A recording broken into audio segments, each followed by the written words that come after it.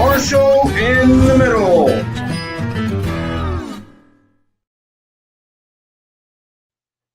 Good morning, everybody. Hope everybody's having an airborne day out there. I'm here with Will. Welcome to Marshall in the Middle for this week's edition. We are on the corner of Ardennes and Longstreet here on virtual. But before we get started, let's go ahead and give a shout out to Penny A. Cox Esquire. Penny A. Cox Esquire. If you need a defender, you need a defense lawyer, you go ahead and get a hold of Penny. She'll hook you up. The post chasing you. Penny will treat you just like a static line snap hook. She's going to hook you up, bro. So go ahead and get a hold of Penny. All right, Will, what's going on, man? Talk to me, brother. How's your week been, man? Things are going good here, dude. Things are going good. We got a lot going on, in the world. We got wars and ceasefires and new wars, and the 82nd deploying across the country and across the world. We've got, I don't know. We just got a million different things going on, but we got, in my local thing, my little local neighborhood, we had like a SWAT standoff and a shooting last night that ended up with the guy being killed. And, you walk around with a gun, you're just flinging a gun around, you're going to get killed. And so anyway, it's just life. It's just a neat thing. We can look at it from a lot of different angles. But Easter just happened. So let's think about Easter and, all the blessings that we have instead of dwelling on the loss. I don't think it was a bad shooting. There's a supposed video of the guy waving the gun around. He's not obeying the commands of the cops.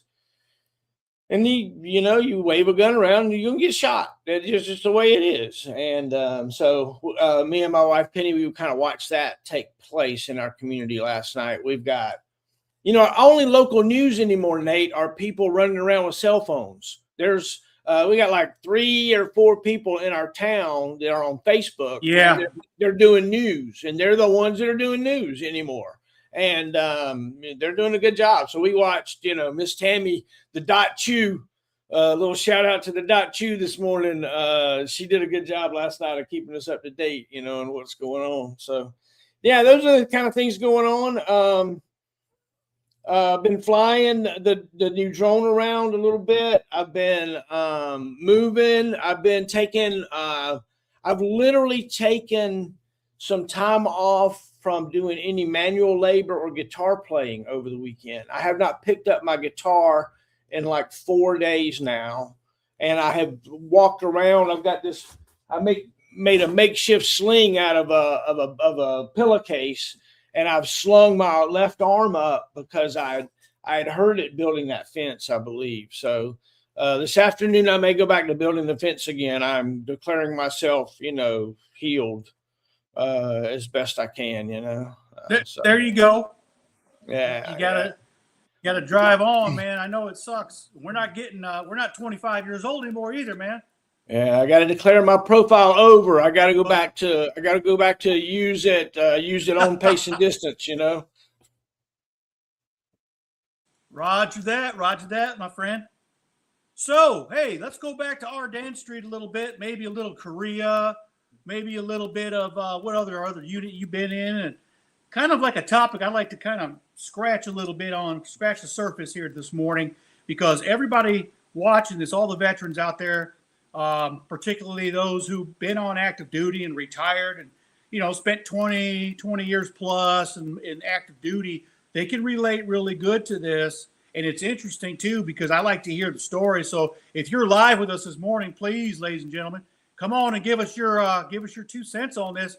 But my thing is, I'd like to bring up a good topic about disciplinary problems that we've witnessed. Yourself, Will. I know when I read your book, I know you had a couple integrity issues, both when you were a soldier and both when you were a first sergeant. You had to deal with those issues. Same here. I've actually seen 2 senior non-commissioned officers, first sergeants, believe it or not, in my time be relieved of their duties. Of course, I won't mention names and stuff, and it was a short period of time knowing these individuals, but I think it's an interesting subject to talk about, the disciplinary functions of our military today versus maybe even the past.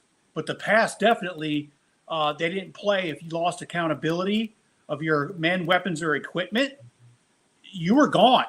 And I don't think pretty much, if you were a senior, officers as well. I've seen maybe one or two senior officers be reduced or be pushed out of their positions, But it's a very interesting subject. So, Will, I'm going to go ahead and let you start off. If you got a memory of somebody or individuals that you can remember back in the day that, like maybe senior rank, that got reduced or taken from their duty position, One of the things that I remember was when the Sergeant Major of the Army got hooked up for sexual abuse or something. I think his name was McKinney. That stands out to me as one of like wow, it was a weird thing. Like 20 something different women came up, and he never got convicted of any of that stuff except for trying to influence somebody's statement or something. He's like, just tell them this, that, or the other, and that ended up getting him hemmed up for like some obstruction charge. But when that hit, I remember thinking, man, you better watch out. You better, make sure you're, doing the right thing. So many of my buddies got caught up in some kind of sexual harassment stuff. The other thing that happened is when you have a thief in your unit. When as a platoon sergeant or mainly a first sergeant, it happened to me when I had a thief in my unit. That'll tear a unit apart. That'll get people fighting against each other. And so you got to be careful about that. Thieves in units are actually a small problem, because you don't if you build a good unit, then generally the only person that's going to steal from you is somebody outside the unit. Now, if I'm in Bravo battery and your stuff's in Charlie battery, don't think that some of that stuff might end up over here. That's why everything get painted and marked and all that stuff. Because absolutely during the shortage, you got me thinking. I had one of the places where for me integrity was a big deal, and I'm proud of the legacy, was at Advanced Airborne School. When I was a jump master instructor, it was very clear from the legacy when I got there as a student that if you met the standard, you were going to pass the course. If you didn't meet the standard, you didn't pass the course. There wasn't some peer review. There wasn't some subjective written exam that could be taken one way or another. It wasn't something that was wishy-washy in any kind of way. It was, you meet the standard, you pass.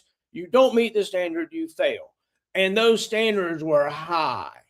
And then when I got there as a black hat, and I got inducted, and was given my little hat, and I became part of the crew, and I watched that inner sauce work, I was proud that was the real deal. Really, it was the standards were so high that you didn't need to go out of your way to wash anybody out. It was like tough enough.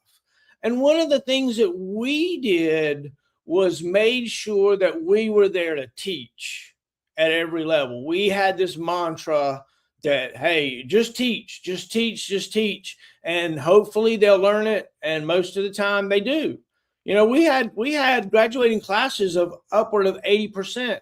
I'll never forget being so proud that I had a class at a graduation rate of 82%. The 82nd Airborne Division, I had a graduation rate of 82% in a class where I was the first stick leader.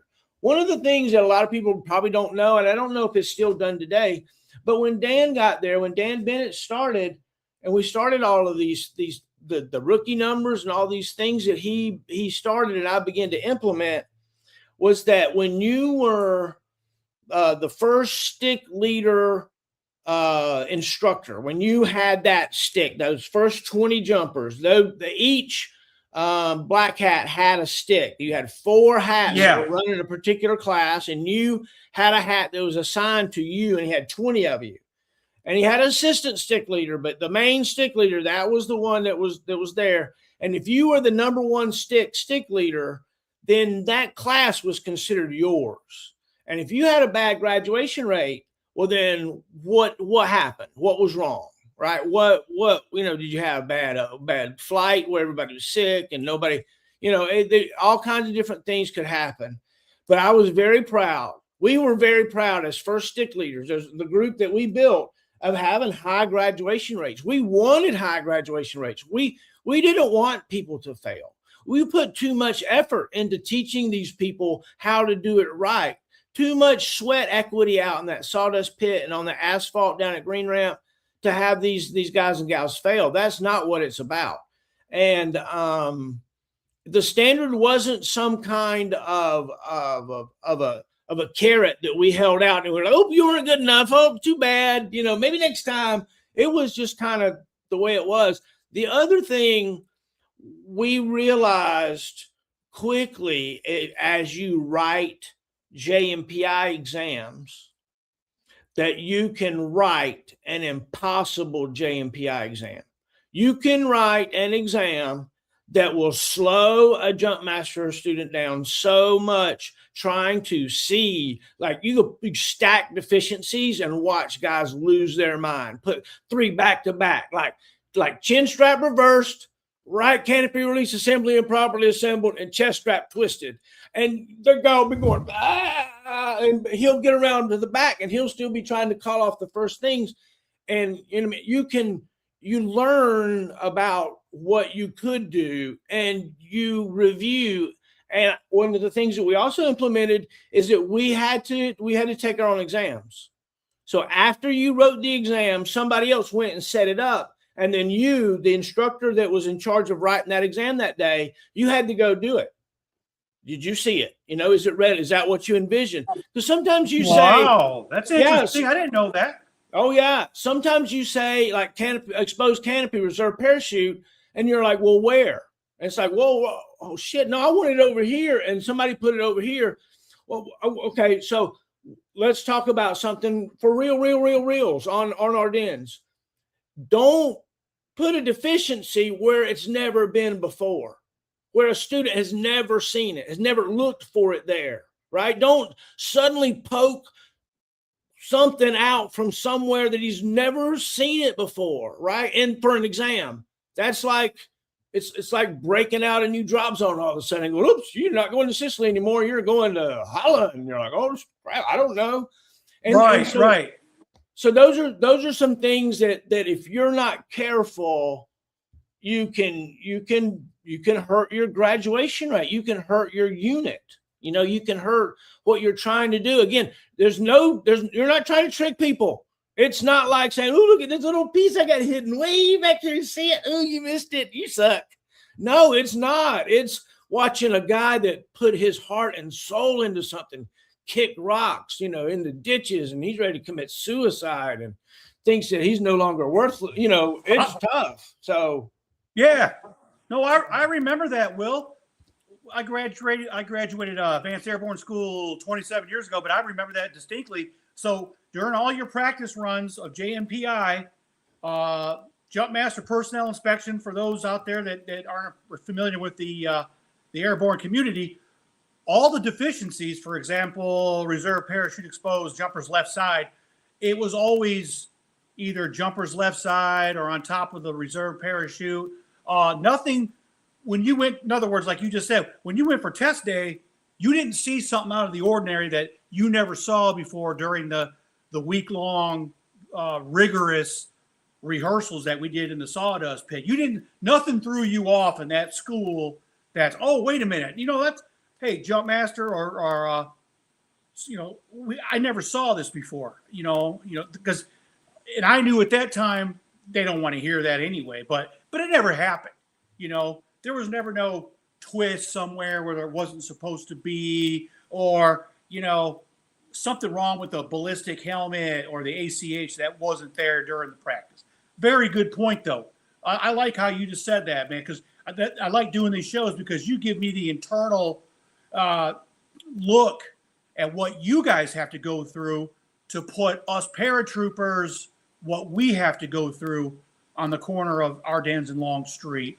And like for the listeners out there, Jumpmaster School, 82nd Airborne Division Advanced Airborne School was the only school in my military career that I failed and had to repeat the entire course, which to this day, I'll say it and I'll say it again, made me a better Jumpmaster once I hit my feet once I got back on the street, man. I was shit hot, man. I was good. I was a good Jumpmaster. But hey, going back to the disciplinary thing. Now, I got a quick story, and this is an interesting one. It's the first time that I saw a first sergeant relieved of his duties. We were in Korea, and I don't remember the individual's name, nor would I say it anyway on our network here. But it was a long time. You're talking 30 years ago, maybe.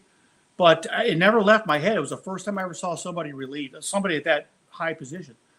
And we did a movement to contact air assault mission. There was like 1,000 helicopters in the sky. It was a battalion mission, and it was January, man. It was freezing, and we did this long ass walk. We call it movement to daylight, man.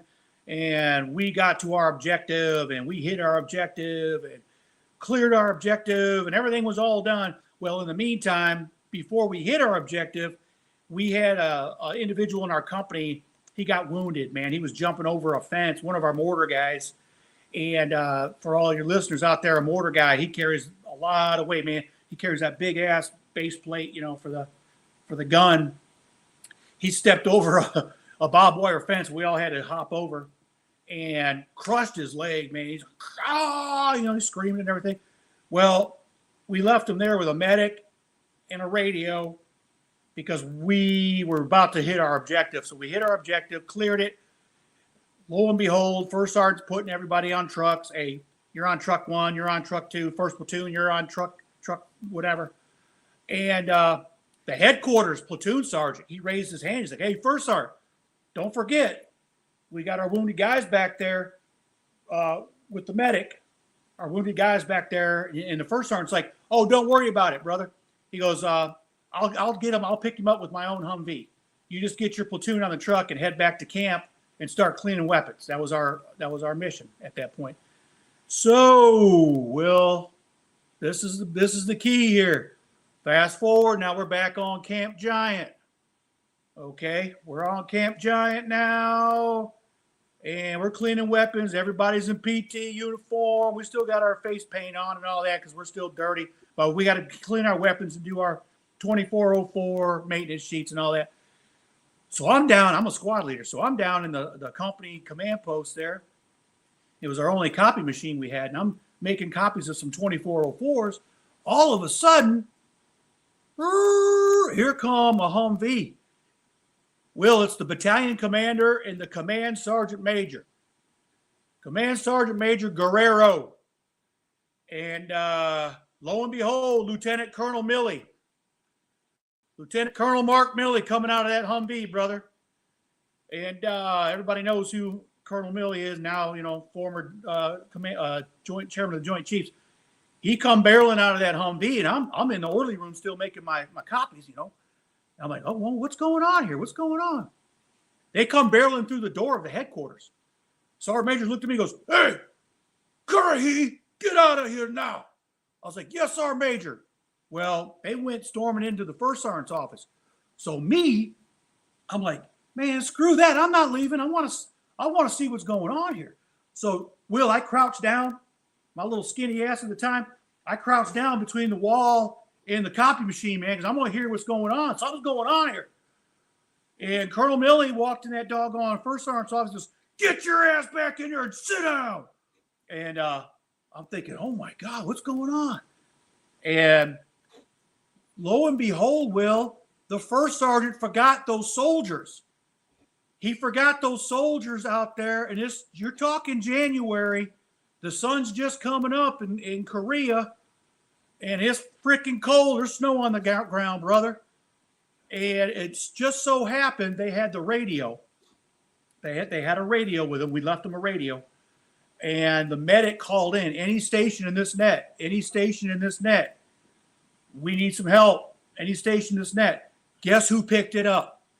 The battalion commander picked it up. The first sergeant had already left with the truck with his Humvee and forgot all about it. This is a true story. I write about it in my book Lifer. This is a life learning experience, man. I wrote about this.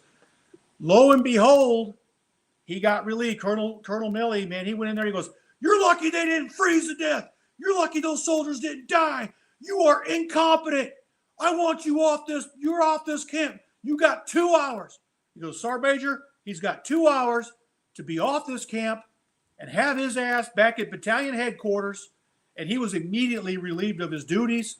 And I believe he went down, I forget what camp it was at the time, but it was 2nd Infantry Division headquarters, Waju, or I can't remember. But he got moved out of our battalion.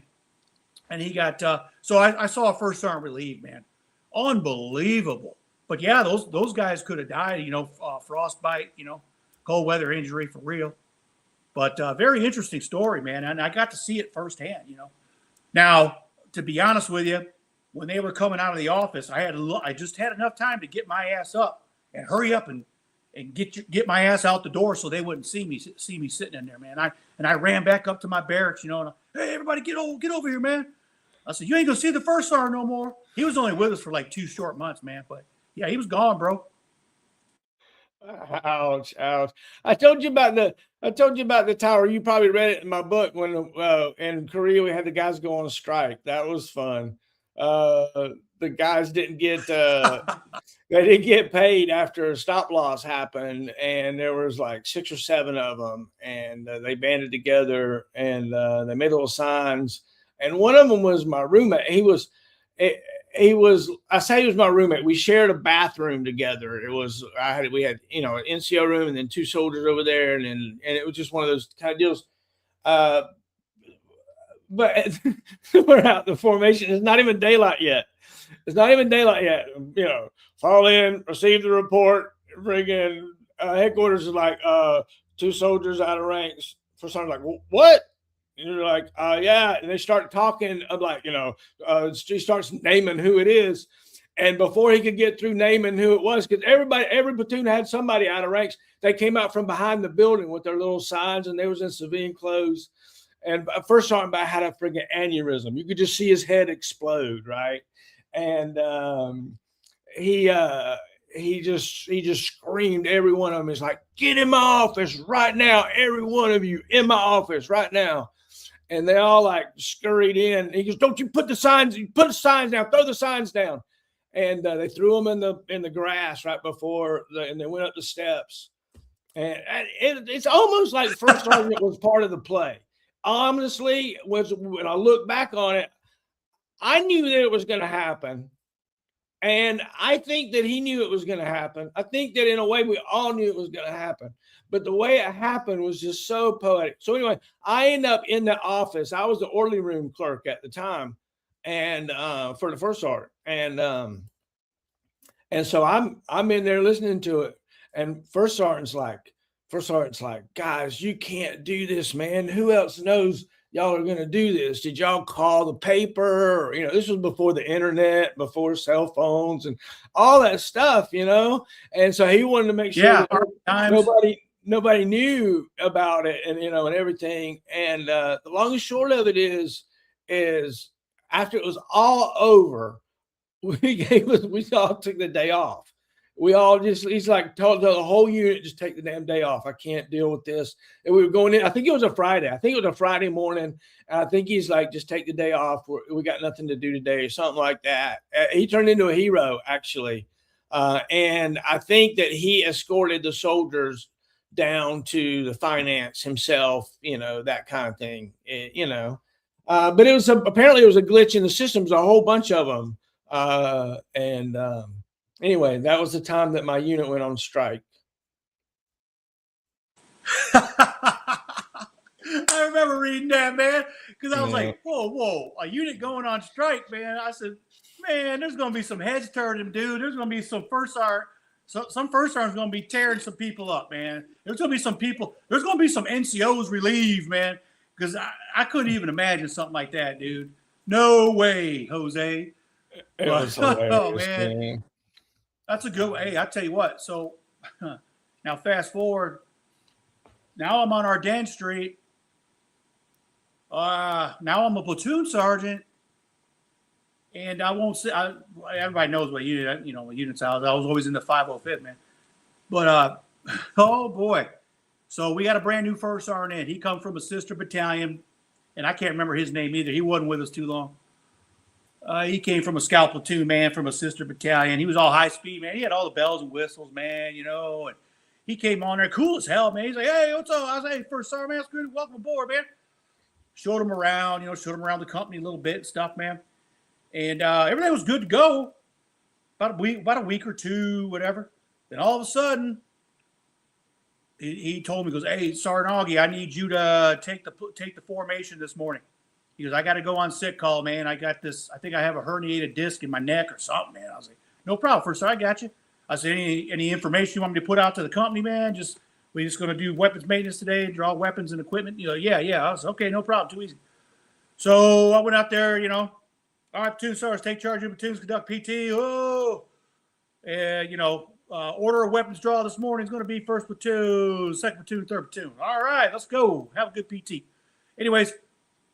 Well, lo and behold, about a week later, hey, Sergeant Augie, I need you to take the platoon or take the company this morning. I was a senior platoon sergeant, so I always took over whenever he couldn't be there. I said, yeah, no problem, first sergeant. I got you. Well, okay, Will, this started happening day in and day out, okay? So I'm platoon sergeant Augie for 3rd Platoon Alpha Company, and I was first sergeant Augie for the other half of my time in the 82nd Airborne Division. Okay, just imagine that. I don't have time for both. That's almost humanly, timely, just non-existent. It can't happen. You can try it, and I did it. I made it happen. That's when the company commander had to come in and start helping me, man. Oh, hey, sir, I'm not going to bullshit you, man. My platoon leader too, man, for my platoon, he was good, man. I was like, hey, I got to play first sergeant today. He's like, I got you. What do you want me to do with the guys? This and that. It worked out. Everybody had each other's back. But the curiosity was, okay, what's this first sergeant doing, bro? What's this guy doing? I mean, I can tell you what he's not doing. He's not being a first sergeant in a rifle company in the 82nd Airborne Division. Wrong answer. So anyways, man, Sergeant Major started asking questions, bro. He started asking our company commander, hey, I want to know why Sergeant Augie's in front of the company formation almost every morning. What's going on? Where's your first sergeant at? Shit like that. So let's fast forward a little bit here. We're about a month into this bullshit. And we're out in the field, man. We're doing, squad live fire, platoon live fire. We got the platoon live fires, and in a rifle battalion, that's your bread and butter, man. That's all your that's the big time evaluations, man. Battalion commander, command sergeant major, and then brigade commander would come down, and check out a platoon or two, So anyways, we're doing platoon live fires, man. And I'm prepping my guys, man. We're in the woods, I'm prepping my men, weapons, and equipment and getting everything ready to go because our iteration's coming up. All of a sudden, here it comes. No first sergeant. There's no first sergeant to be found. I got everybody on the trucks and got them out in the field and all that stuff. So I'm worried about my platoon. And here come one of my soldiers. Hey, Sergeant Augie. Hey, what's up, man? What you need, bro? Sergeant Major wants to see you. All right, roger that. I'm on my way. I go down there to the company CP, man. Hey, Sergeant Major Champagne. What's up, brother? What's up, Sergeant Major? He looked at me. Stone cold look in his eyes, too, man. He looked at me. He goes, Sergeant Augie, where's your first sergeant at? Sergeant Major, I don't know. I'm going to be honest with you, Sergeant Major. I'm not going to bullshit you no more. I'm not going to bullshit anybody. I don't know where he's at. We haven't seen him since yesterday morning. He went to sick call. I haven't seen him, Sergeant Major. And I said, I'm up here. I'm prepping my guys right now because we're the next iteration to go through the live fire. He said, okay, roger that. Thanks. Appreciate it. Go back to your platoon. Get squared away. Yeah, thanks, Sergeant Major. Dude, I swear to God, Will, 1 hour later, there's the first sergeant, all camoed up, had all his gear on, his body armor, all his equipment, had his weapon, everything. He looked at me, he goes, hey, you know I had to go do this and that because you know I'm scheduling for my surgery for my back or my neck and all this stuff. I say, hey, First Sergeant, all due respect, bro, I don't have time for this, man. I said, we're getting ready to roll right now, man. My job's on the line. I ain't got time to worry about your medical status. And that's how I was talking to him, Will, because Right. you gotta be blunt with these guys, man. I understand you outrank me, man, but I gotta be blunt with you, bro. My career's on, man. Me and my platoon leader, we got one thing in mind right now: to make our platoon successful. Not your doggone back problems, man. We all got them. Fix it, whatever.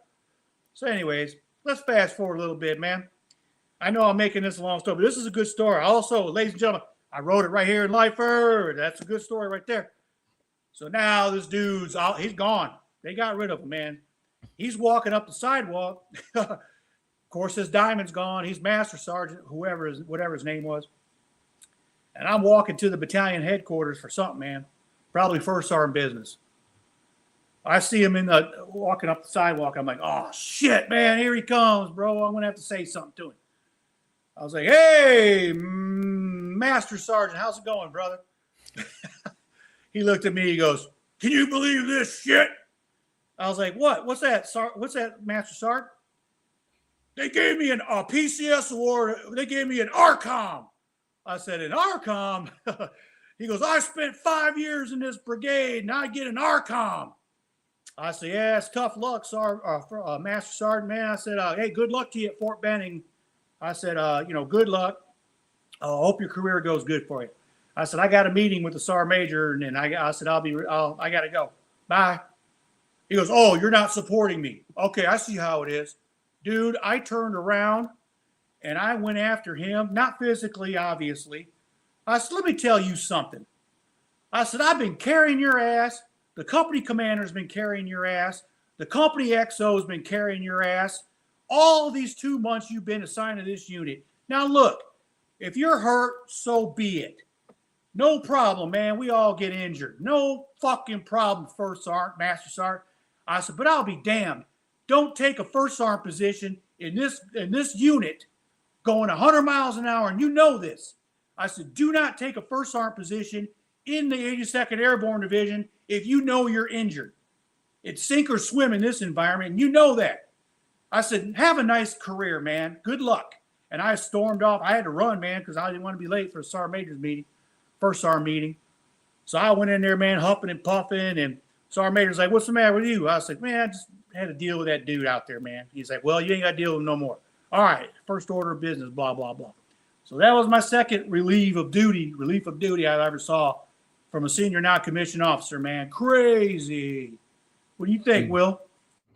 Yeah, I hear you, man. It's an interesting thing when folks get hired for a job and either can't do it, won't do it, or everybody's got a bunch of crazy stories about how people have been relieved for different things, and I'm just thankful that I never was part of some crew. Sometimes they're just like, relieve everybody, and they're like, well, what the frick did I do? All of a sudden I'm relieved, and it's like, what's going on? But have you heard about the Black Hearts? Have you heard about that story?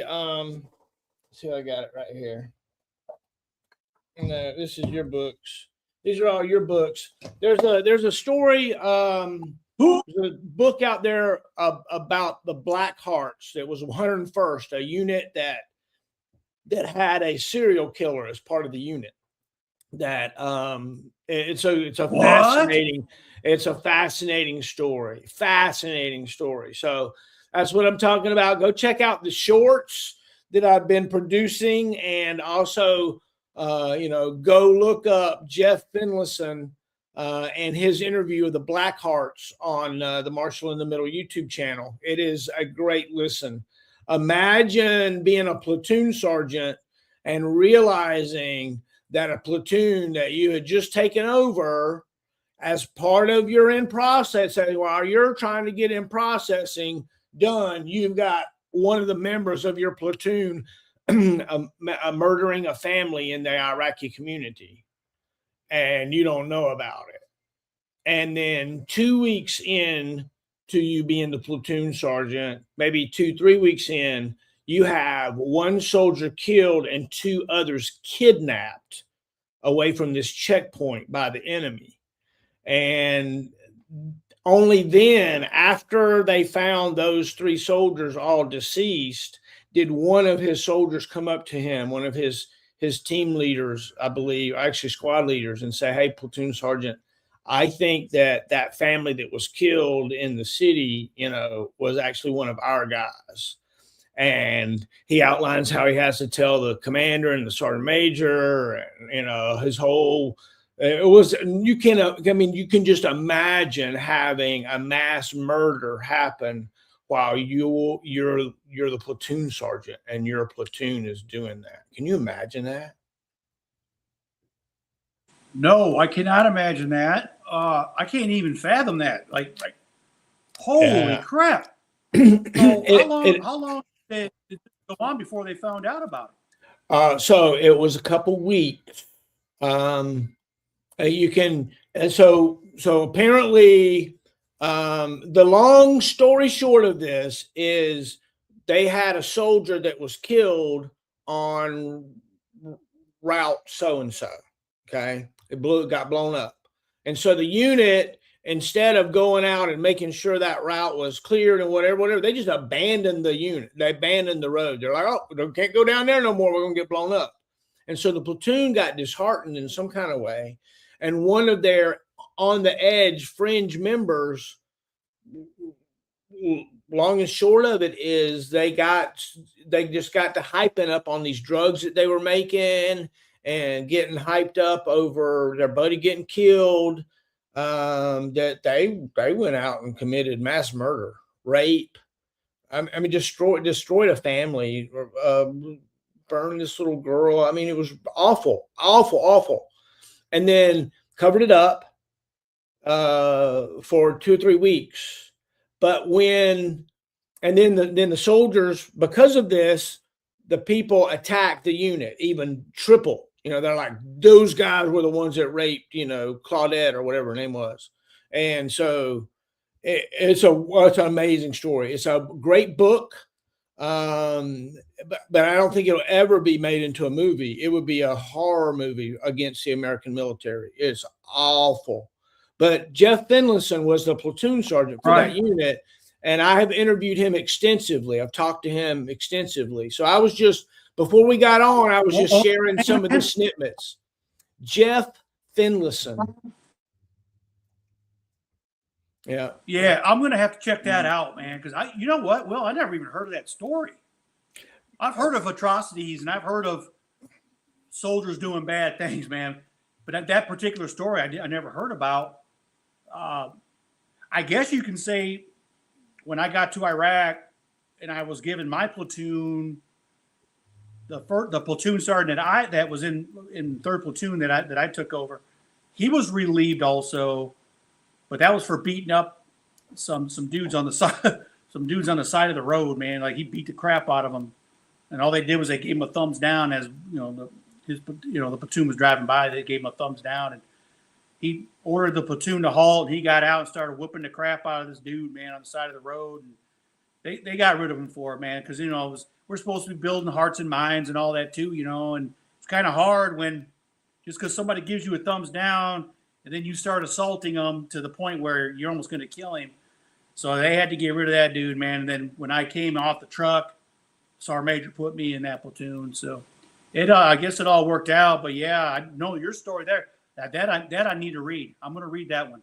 That sounds crazy, man. Yeah, it's a great book. Great book. The author of the book has since passed away. It's a story that's going to go down as one of the worst, really worst stories in American military history. But it's a wild thing. Definitely in the global war on terrorism, probably. It's bad. Not probably, it's really bad. Hey, was the platoon sergeant the author? No, the platoon sergeant was not the author of the book. The platoon sergeant was interviewed as part of the book and was mentioned in the book and all those things. But look, it's not a good look on anybody. It's a tough thing for Finlayson. Even Finlayson has been criticized many times in many ways for not being present at those outposts. What happened was we were in the middle of the surge, and there were bad guys everywhere, and they had put these squads out on these outposts where they were undermanned, had too much to do, and they were policing an area where there were people just actively trying to kill them. There was just cat and mouse trying to kill each other, and part of something happened in one of Finlayson's men, and he snapped, and they committed. There was I think 3 or 4 of them that committed mass murder, and they covered it up. And the Blackheart's book tells about it. It's a harrowing story, but it was part of the 101st Airborne. Wow. I wonder what brigade that was, man. Yeah, that's crazy. That's crazy, man. Well, look at Abu Ghraib. That was a turning point too, man. We had a lot of support in Iraq, man, and then Abu Ghraib happened, and those idiots doing what they did, man, that literally turned everything around right there, man. We had insurgents coming up after us left and right. Buku. I was like, man, who? It always takes just one small group of people to jack it up for everybody, man. And I mean, the army and the military as a whole. Our entire presence in the Middle East at that time, after Abu Ghraib, went right downhill, and everybody knows it, man. It was just a scar on our military, man. But hey, speaking of military, approximately about 50 minutes ago, I guess the United States took control of the Strait of Hormuz. So nobody coming in, nobody going out unless the United States says so. So it's going to be, once we get off this show, it's going to be interesting. I'm going to turn the news on to see what, because the commander-in-chief gave him a warning, man. You start shooting at us, bro. It's going to be lights out for you. So don't shoot at any of our naval vessels, man. So that's going to be interesting, man. Hey, look, I've been into the Persian Gulf. I was stationed out there near Farsi Island in the Persian Gulf in 1988. We had missiles fired at us.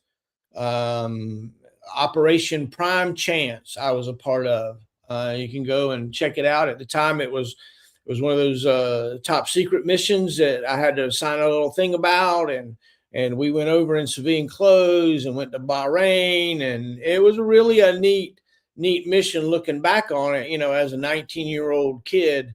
But it's dangerous over there, man. People about that. Yeah, people be killing people over there. They shoot missiles and just fire stuff off, all kinds of crazy stuff. The thing that is crazy to me is, like, if you would have listened to any of our leaders a week ago, not long ago, they would have said, we own everything all over Iran. We have air superiority, dominance, and whatever. And now they've decided they're going to close the Straits of Hormuz. I thought that was probably the first thing they would have done as part of it. They act like there's no Navy, no subs, nothing to be had, but yet they're still worried about these mines. I don't know. You can't believe anything that anybody says. There's no absolutes here at all.